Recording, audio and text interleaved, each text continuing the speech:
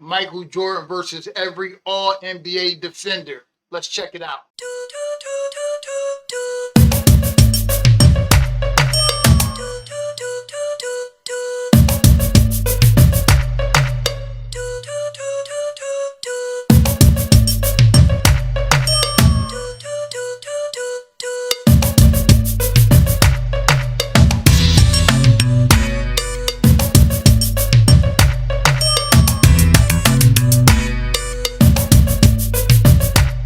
Okay, reactors, welcome back to the channel, the Nuclear Reactor, the reaction channel where all the reactions go nuclear. Before we get into this video, if y'all a sports fan, go over to my sports channel, Ring Culture, link in the description. But back over here, Planet Nuclear Reactor, y'all know I believe every action deserves a reaction. And over here, we are very reactionary. Make sure y'all like and comment down below. That's how y'all push me into the algorithm. And then I'll go get them when my content hit them and fit them and sit with them.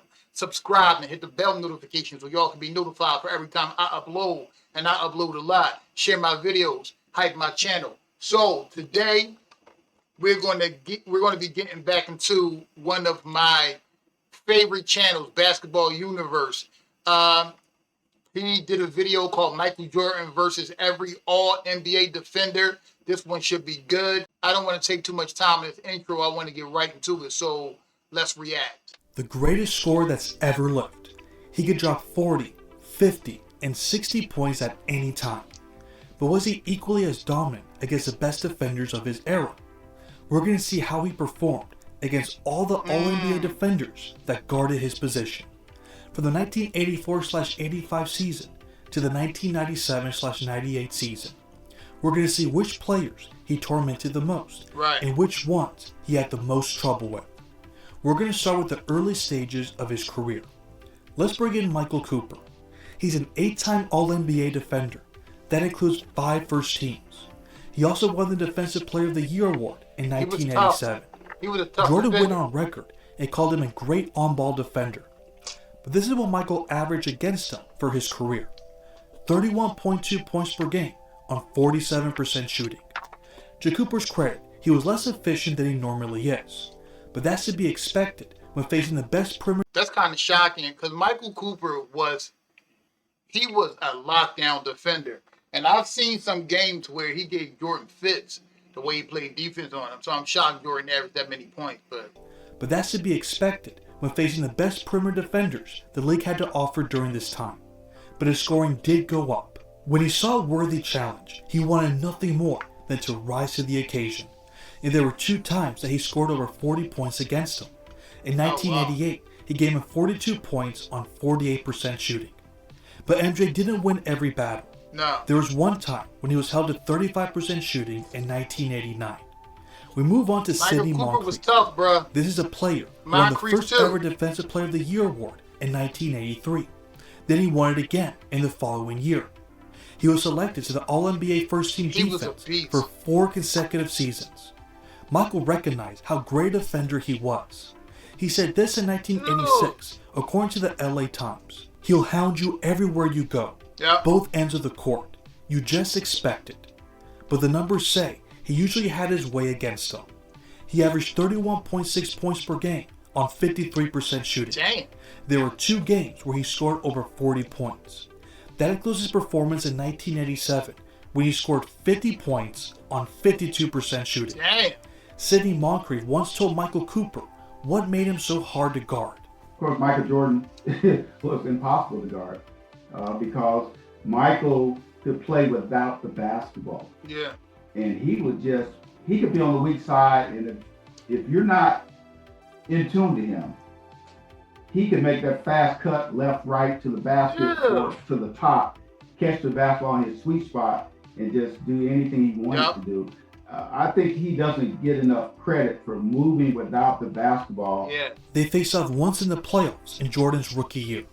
He was held to a little under 44% shooting, but you can say that this was a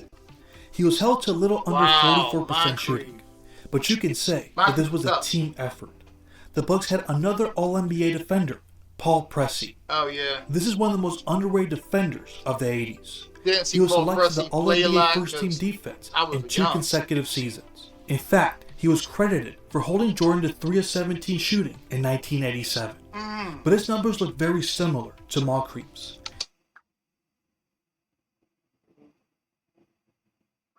Wow. Shooting in 1987, but his numbers look very similar to Moncrief's. He was dominant against a team that had 2 All-NBA defenders. He was able to score an additional 50-point game against them in 1989 while shooting over 60% from the field. Then he scored 49 points on them in 1992 while shooting 60%.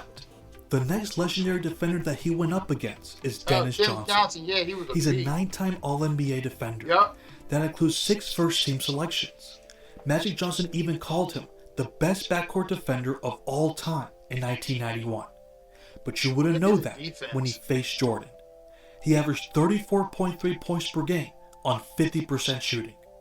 There were 6 games in which he scored over 40 points. That includes 2 50-point games.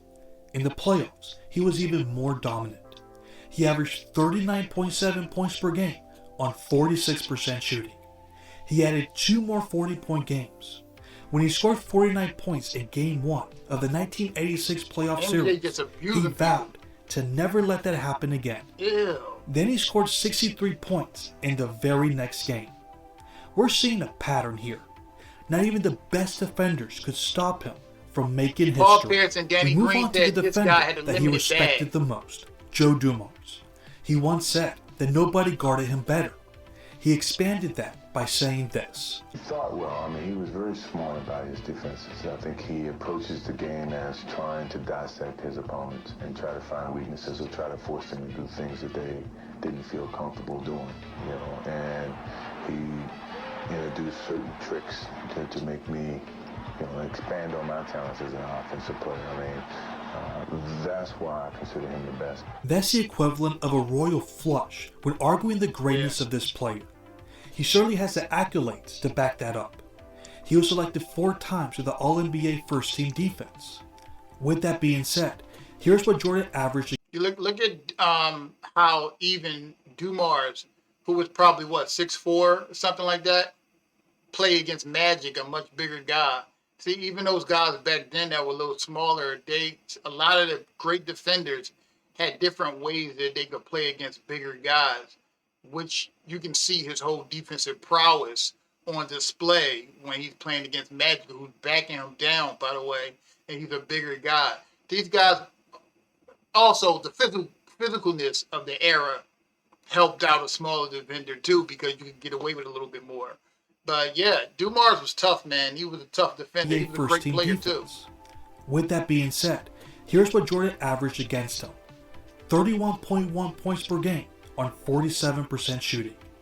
His efficiency did go down a bit. Yeah. There were even 2 times that Michael was held to under 30% shooting. On the other hand, there were 2 times that he scored over 50 points while shooting over 75%. Physically too. Then, in 1987, he scored 61 points. You could get away on with it. 56. That he scored over 50 points while shooting over 75%. Then, in 1987, he scored 61 points on 56% shooting against Dumars and the Bad Boy Pistons. In the playoffs, Jordan continued his dominant play. He averaged 30 points per game on 48% shooting. Wow. There were also 3 times that he scored over 40 points, and each time he shot over 50%. Wow. Dumars also once described what it was like trying to guard MJ. There were nights that on the court that he would do something so incredible. Yep. And my thing was to never show any emotion, one way or the other, whether he did something great or not. But I can tell you, many a nights I ran back down the court after he's done something incredible, and internally I'm saying, what the hell? are you effing kidding me? We move on to one of the most underrated defenders ever, Alvin Robertson. Alvin He won the Robertson, Defensive Player of the Year award in 1986. I forgot about He's Alvin a 6-time All-NBA defender. Yeah. He was selected to the first team twice. He led the league in steals 3 times. He's the all-time leader in career steals per game with an average of 2.7. Wow. In 1986, he averaged 3.7 steals per game, which is the most in history. We're talking about a guy who once posted a quadruple-double. What?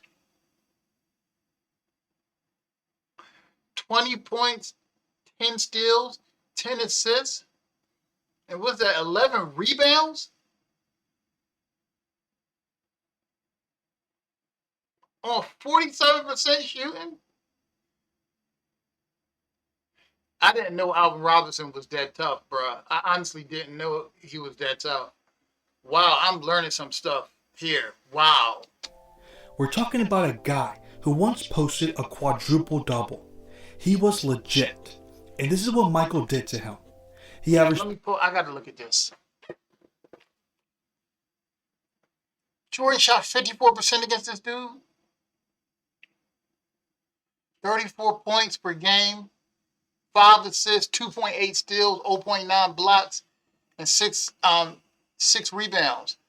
And he averaged 11 points against Jordan, 2.5 steals, 4 assists, 4 rebounds, 0.3 blocks. He shot 45% against Mike.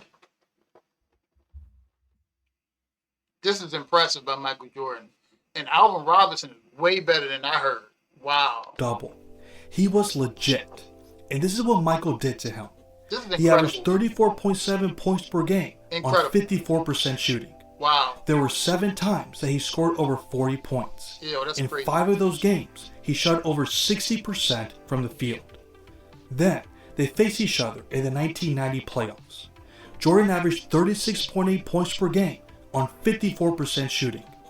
Let's Alvin not Robinson forget came in that the the playoffs, points... though. Look at Alvin Robinson in the playoffs. 23 points, 2.3 steals, 4 assists, 5 rebounds, 52%. He was game, bro. He was game. Wow. They faced each other in the I 1990 love this playoffs. video. Jordan averaged 36.8 points per game on 54% shooting. Let's not forget that the Bucks got this player specifically to contain him. They learned the hard way that there is no such thing as containing Michael Jordan during his prime. What can we say about T.R. Dunn? This is a player that many fans have never heard of. For those who don't know, not sure if I he's heard of mostly known for being the defensive specialist for the 1980s Denver Nuggets. He's a 3-time All-NBA defender. There's an interesting story surrounding these two players that ESPN published in 2012. The article described T.R. Dunn as one of the best defensive players in the league. In Jordan's rookie year, he was held to 17 points. This was a moment he wouldn't forget.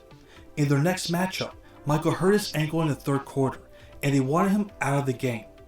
But he kept saying that he needed to play. Wow. He went back out there and finished with 35 points on 69% shooting, Wow. 15 assists, and 14 rebounds. What? They were just starting to learn. Wait, what? He went back out there and finished with 35 points on 69% shooting, 15 assists, and 14 rebounds. They were just starting to learn about his competitive streak. This is what he averaged against them: 32.1 points per game on 53% shooting. There was even one game he had in 1989 where he scored 53 points on 71% shooting. Let's move on to Gary Payton. Yes, we all know that he's a point guard, but there are many people who have lauded him for the way he defended Michael in the 1996 finals. He was held to 42% shooting for the series. So it's worth diving into how he performed when playing against the Glove, the player who won the Defensive Player of the Year award in 1996, the player who was selected 9 times to the All-NBA First Team defense. This is what he averaged against them: 30.5 points per game on 47% shooting. He was still scoring at a high rate, but the efficiency wasn't always there. There were 3 times that he was held to under 40% shooting. On the other side, there were 2 times that he scored over 40 points. In 1997, That 1996 finals is an anomaly to me. It is Jordan's worst final performance, and he averaged 27 points per game. That's insane. Just think about your worst final performance averaging 27 points per game. It would be 99% of the players' best finals. But he was not efficient in that finals. And to say Gary Payton didn't have anything to do with it would be crazy. That Seattle defense was that Seattle Sonics team, especially their defense, was tough, physical, and they did a great job against the Bulls in the 1996 finals. But that finals was the only time I ever seen Michael Jordan really have a problem with Gary Payton. Other than that, that's why it's an anomaly to me. Gary Payton was definitely game for that finals, and he did a great job. Kudos, bruh, straight up. That he scored over 40 points. In 1997, he had 45 points on 68% shooting. Yeah. What made the Sonics so dangerous during this time was that they had another All-NBA defender. That was Nate McMillan. Oh, Nate McMillan. In 1994, he averaged a league best 3 steals per game. He also currently ranks 3rd all-time in career defensive box plus minus. Wow. There are some who believe that if he had been healthy during the 1996 finals, the outcome may have been different. Maybe. He had the strength to handle Jordan in the post. However, the numbers are essentially the same as what we saw with Gary Payton. Yeah. On paper, the Sonics were equipped to give Michael the most with Gary Payton. When you look at Michael Jordan, just let's forget about scoring for a second. But when you look at Michael Jordan in all these matchups, just look at how complete of a player he was. He always averaged over 5 or 6 rebounds and 5 or 6 assists, and on over 2 steals. Have you noticed that? Like everybody he's playing against, he putting up numbers across the board. And remember what era he played in was a tougher era. And 1.2 blocks per game, like Jordan did everything at a high level. The numbers are essentially the same as what we saw with Gary Payton. On paper, the Sonics were equipped to give Michael the most problems. They did. They were. But no matter who's on your team, yeah, he will still give you 30 on an average day. Ew, that was a we nice move on split. to another underrated defender, Derek Harper. He was known for his tenacious on-ball defense. He was a great defender. He was bro. named to the All-NBA defensive second team twice. He's the only player that Jordan faced every year of his career with the Chicago Bulls. Wow. This is what he averaged against them. 29 points per game on 49% shooting. That's not bad for a player who saw every version of him.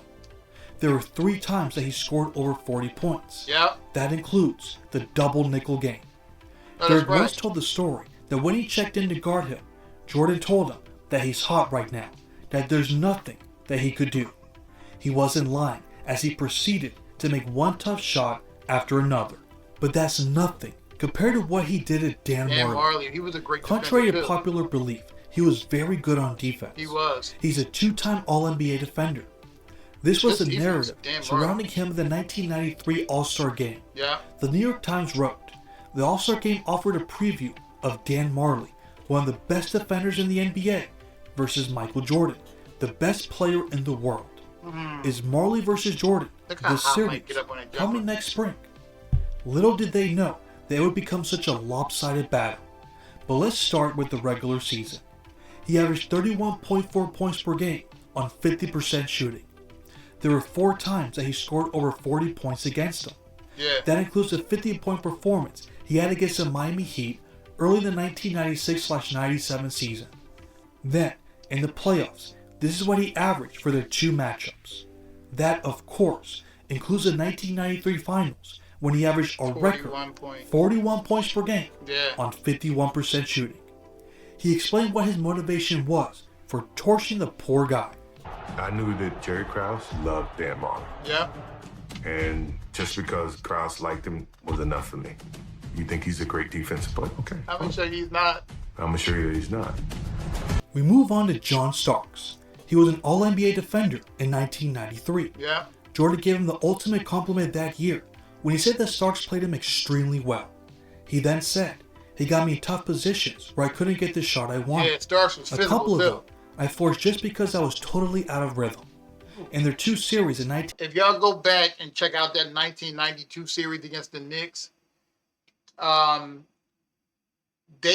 Starks was physical. He fought Michael Jordan tooth and nail. And just look at the individual players' averages and game for game stats.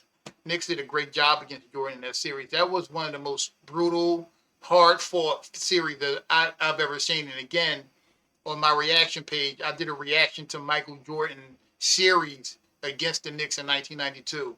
Love it. That's the series when the X-Men, Xavier McDaniels and Michael Jordan got in each other's face. That series, it was brutal. The Bulls ended up blowing them out in Game 7, but it was a great series. I flourished just because I was totally out of rhythm. In their two series in 1992 and 1993, there were 6 times that he's forced to shoot under 40%. Yep. Although it's fair to say that it was more due to New York's team defense team than the defense. efforts of an individual. But let's get to the numbers. Jordan averaged 31.8 points per game on 47% shooting. There were 5 times that he scored over 40 points against them. In the playoffs, Michael averaged 32.3 points per game on 45% shooting. There were 4 times that he scored over 40 points. Yeah, one time. That includes his classic 1993 performance 54. when he had 54 points Yeah. on 60% shooting. Yeah. John Stark said something interesting about what made him so tough to guard. You could never break his will. You know Yeah. what I mean? You could never get inside his head.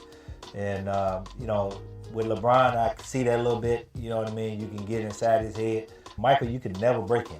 And I think every player that played against him would tell you the same thing. Yep. And he made the game look so easy, uncomplicated. You know what I mean? He didn't have to take the ball between his legs 2 or 3 times to get his shot off. He just get to points on the court and Look he at just that. He knock was down faithing shots. them up. We transition to another well-respected Look at how Starks is in Jordan Faith and he just hitting jumpers on him. Look at this. This is I great. mean, he didn't have to take From the ball three-point between his land, legs too. 2 or 3 times to get his shot off. He Look- just get to points on the court and he just knock down Damn, shots. bro.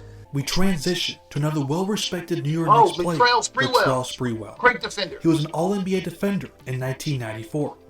Craig Sager once famously asked Jordan, who are the toughest guys you had to play against? He said, Sprewell guards me as well as anybody. His never-ending energy, athleticism, and quickness And his made him length. such an outstanding defender. The numbers show us that he did make things tough for MJ. He had Yes. 25 points, 4 assists, 6 rebounds, 2.7 steals, 46% shooting though. Yes. Damn, Jordan shut him outstanding down. defender. Bro. The numbers show us that he did make things tough for MJ. Jordan shuts Sprewell He averaged down. 25.2 points per game on 47% shooting. They was battling, He bro. didn't have many big games against him. His only 40-point performance came in his legendary 1996 season. Yeah, He had exactly 40 points on 48% shooting. yeah. We move on to the forgotten Bobby Phills. He was an Bobby All-NBA Phills. defender in 1996.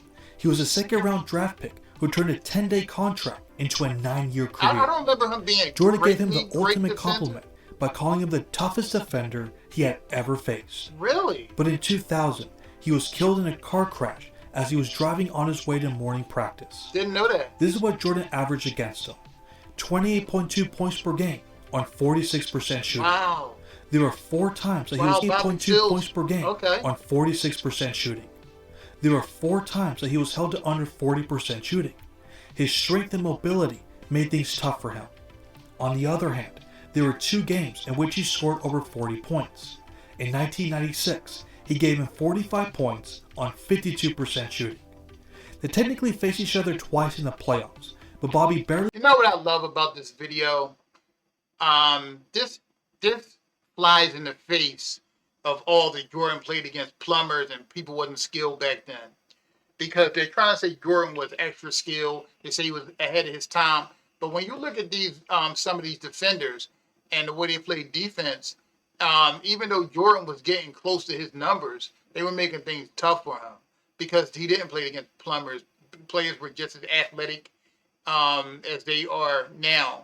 And yes, I love videos like this that shed light on those narratives that expose those narratives and destroy them. 2% shooting. They technically faced each other twice in the playoffs, but Bobby barely played in their 1993 playoff series. So we're only going to show you what he averaged in the 1998 semifinals against the Hornets. That's 29.6 points per game on about 47% shooting. The last player we're bringing up is Eddie Jones. He We was a saved great the best defender. for last. He was a You'll great see defender. why in a second. He's a 3-time All-NBA defender. Great He defense. led the league in steals once. Michael once praised his defensive abilities by saying this: he is a very savvy defensive player, so you have to pay Look at the attention to him, defense. and you have to be very cautious with the ball and make sure you don't put it out there Yes. where he can come and steal the ball. I have to rank him as one of the good defenders in the league. Yes. With that in mind, this is what he averaged against him. Oh, hell yeah. 23.6 points, 41% shooting. Yes, they shut each other down too. Wow. in the league. With that in mind, this is what he averaged against them. 23.6 points per game on 41% shooting. Yes, those numbers do include their matchups when he was with the Wizards, Oh, yeah. but that's not why the numbers are so low. In their 6 matchups as a member of the Chicago Bulls, Yes. he only shot over 50% once. Apparently, the Lakers in the late 90s did the best job of containing Jordan. Wow. This surprised me the most. But other than this lone exception, Jordan continued with scoring dominance against. I'm surprised by it too, but not extremely surprised because again, Eddie Jones was a great defender, and the league was tougher back then defensively, and you can trap and do all that kind of stuff. But 23 points per game, holding Michael Jordan to 23 points per game on 40. He shot around 46, 47% against all of these guys, mostly. But this is impressive. Other than this lone exception, Jordan continued with scoring dominance against each one of these legendary defenders. But what about you all? Which matchup caught your eye? Which player do you think gave MJ the most problems? Well, it has to be Let Eddie me know Jones, in the right? comments. Thanks for watching. That video was eye-opening because some of the facts that he said I didn't know. And a couple of, like maybe one or two of the players, I didn't know were that great of defenders, notably Bobby Fields. I don't remember Bobby Fields being that great a defender, but I didn't pay too much attention to Charlotte back then. I mean, to the Hornets, when he played with the Hornets, because he was playing with the Hornets. That's when he had his fatal car accident. So I remember Bobby Fields. I just don't remember his defensive prowess. That video was very eye-opening, and I loved it. Y'all let me know what y'all think down below. And always remember, the pleasure, it will always be mine. The reaction, well, that belongs to y'all. I love y'all. Peace.